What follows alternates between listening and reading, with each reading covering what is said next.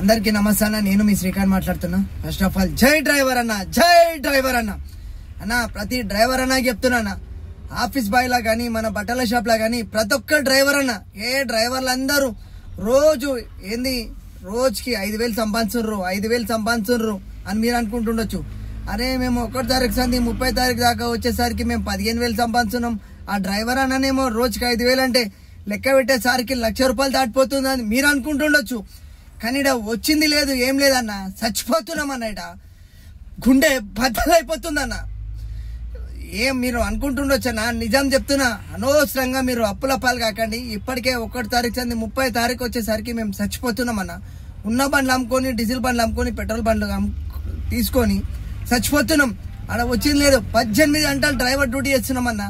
ఏం లేదు, పొద్దంతా కష్టపడితే ₹1,000 అన్న పెట్రోల్ వంగని.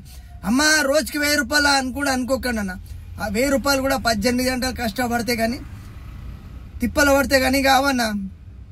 కానీ ఎందుకంటే మీరు అనవసరంగా బాధపడకండి అన్న. మేమంటే పాతలం కాబట్టి గడిచిపోయింది. మిగతా కొత్త వాళ్ళు వచ్చి కూడా అరే అన్నలు బాగా సంపాదించుర్రు, వాళ్ళు అరే బాగా సంపాదించుర్రు, మేమేమో 15,000 20,000 నెల తిరిగేసరికి ₹1,00,000 సంపాదించున్నాను మీరు అనుకుంటుండొచ్చు. అవి కూడా మీరేం చేస్తారు, పేపర్లు గీపర్లు తాకట్టు పెట్టి తెస్తారన్న. 1 తారీఖు సంది 30 తారీఖు వస్తే వాడు వచ్చి తలుపు కొడతాడన్న.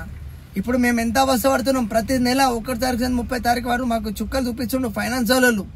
అన్న కడతామన్నా అంటే ఇంటలేరు.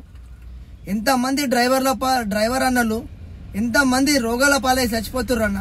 మొన్నటికి మొన్న కూడా ఇంకో డ్రైవర్ అన్న కూడా ఇట్లనే పండుకొని పాపం అన్నకి హార్ట్ అటాక్ వచ్చేసిందన్న.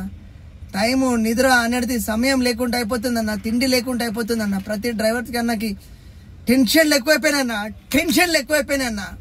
దయచేసి మీ కాలు మొక్తా, మీ నా డ్రైవర్ అన్నారా ప్రతి ఒక్కళ్ళు మీరు అనవసరంగా బండ్లు కొనుక్కోకండి అన్న. బండ్లు కొనుక్కొని బాధపడకండి అన్న. ఏంటంటే మేము పాతలం కాబట్టి అనుభవంతో చెప్తున్నాం, అర్థం చేసుకోండి అన్న. మా బాధ మాకు తెలుసు. ఒక్కొక్క డ్రైవర్ అన్న సరే పాత అయినా సరే ఎయిర్పోర్ట్లో సోమవారం సంది శుక్రవారం దాకా వారం రోజులు ఆడ ఏంది సోమవారం నుంచి శుక్రవారం దాకా రోడ్ మీద ఉంటుండు. ఎయిర్పోర్ట్లోనే జీవితం సంసారం. ఆ డ్రైవర్ అని ఎప్పుడు శుక్రవారం నైట్ కానీ శనివారం మధ్యాహ్నం ఇంటికి వెళ్ళిపోతాడు. మళ్ళా ఆదివారం రాత్రికి ఆదివారం రాకుండి సోమవారం వెళ్తాడు ఇంటికైనా డ్యూటీకి. అంటే ఆయన ఉండేది శనివారం దాకానన్నా డ్యూటీ చేస్తాడో లేదో శుక్రవారం దాకా చేస్తాడు. కొంతమంది నేను అడిగిన, ఒక్కొక్కళ్ళు ఇష్టం అన్న.